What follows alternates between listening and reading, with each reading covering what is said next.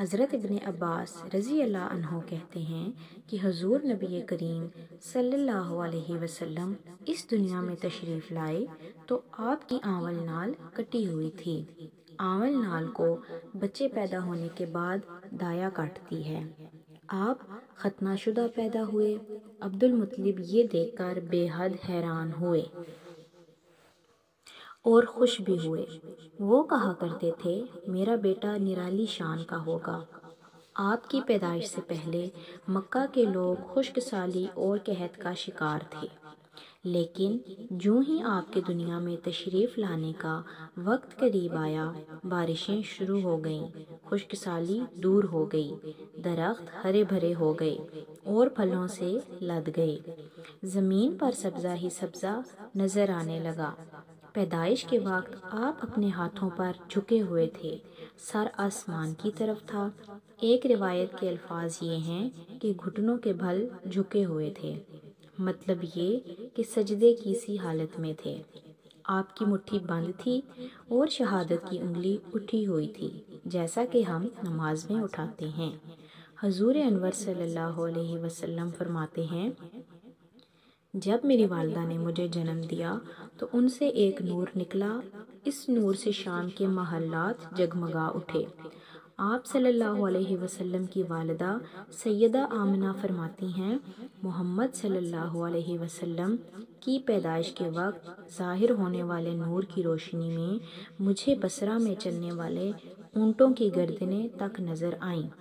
علامہ سہلی رحمۃ اللہ علیہ نے لکھا ہے کہ جب آپ پیدا ہوئے تو آپ نے اللہ کی تعریف کی۔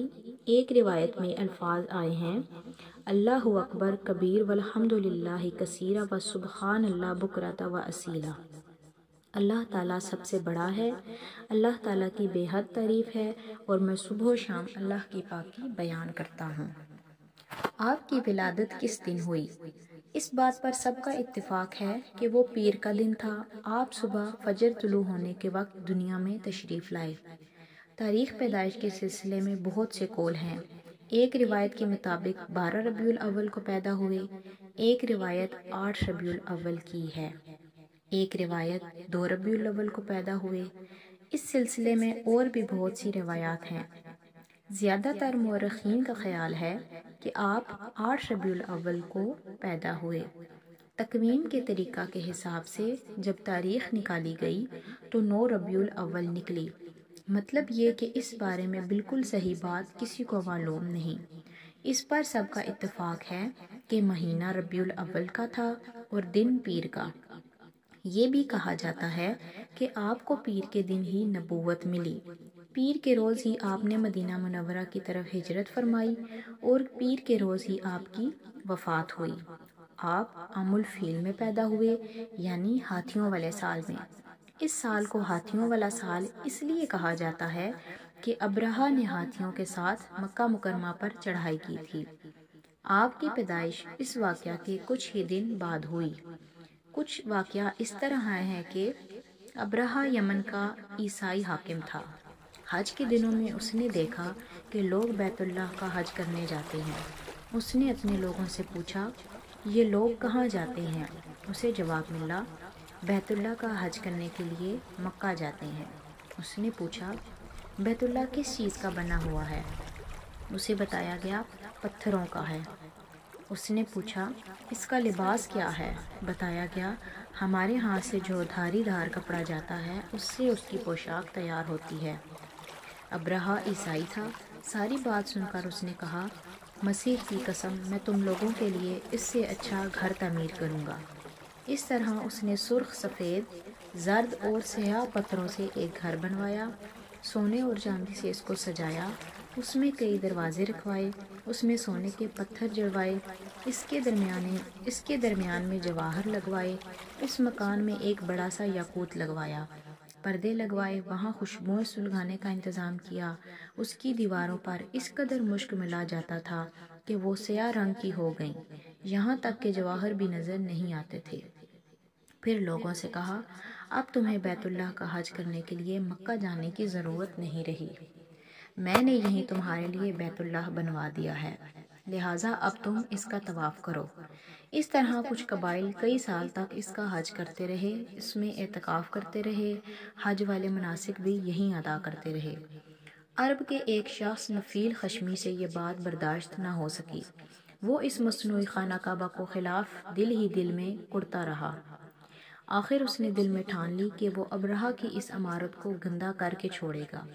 پھر ایک رات اس نے چوری چھپے بہت سی گندگی اس میں ڈال دی۔ ابرہہ کو معلوم ہوا تو سخت غضبناک ہوا، کہنے لگا، یہ کارروائی کسی عرب نے اپنے کعبہ کے لیے کی ہے، میں اسے ڈھا دوں گا، اس کا ایک ایک پتھر توڑ دوں گا۔ اس نے شام و حبشہ کو یہ تفصیلات لکھ دی، اس سے درخواست کی کہ وہ اپنا ہاتھی بھیج دے۔ اس ہاتھی کا نام محمود تھا۔ یہ اس قدر بڑا تھا کہ اتنا بڑا ہاتھی روئے زمین پر دیکھنے میں نہیں آیا تھا۔ جب ہاتھی اس کے پاس پہنچ گیا تو وہ اپنی فوج لے کر نکلا اور مکہ کا رخ کیا۔ یہ لشکر جب مکہ کے قرب و جوار میں پہنچا تو ابرہہ نے فوج کو حکم دیا کہ ان لوگوں کے جانور لوٹ لیے جائیں۔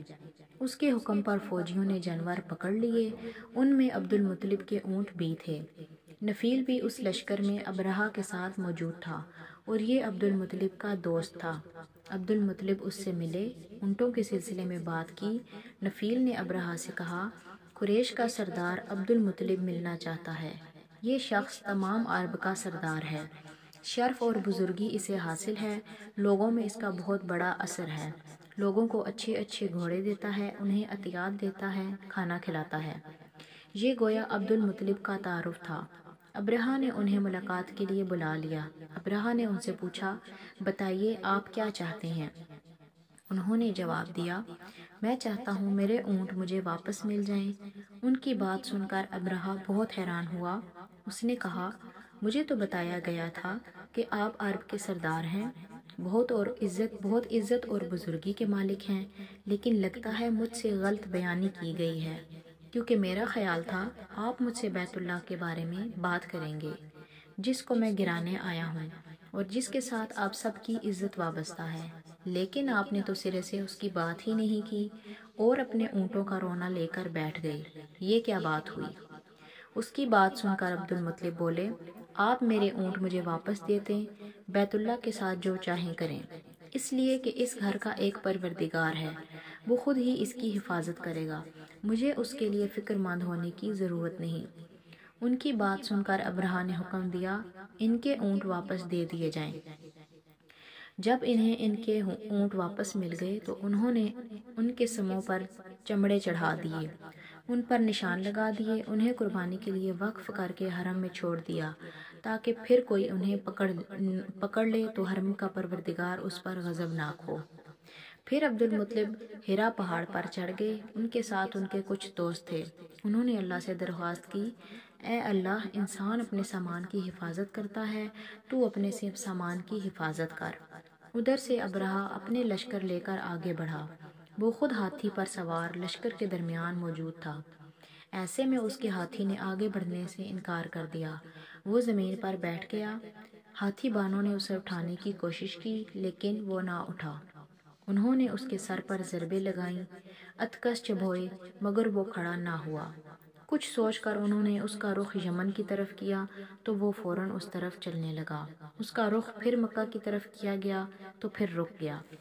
ہاتھی بانوں نے یہ تجربہ بار بار کیا۔ آخر ابرہہ نے حکم دیا، ہاتھی کو شراب پلائی جائے تاکہ نشے میں اسے کچھ ہوش نہ رہ جائے، ہم اسے مکہ کی طرف آگے بڑھا سکیں۔ چنانچہ اسے شراب پلائی گئی لیکن اس پر بھی اس کا کوئی اثر نہ ہوا۔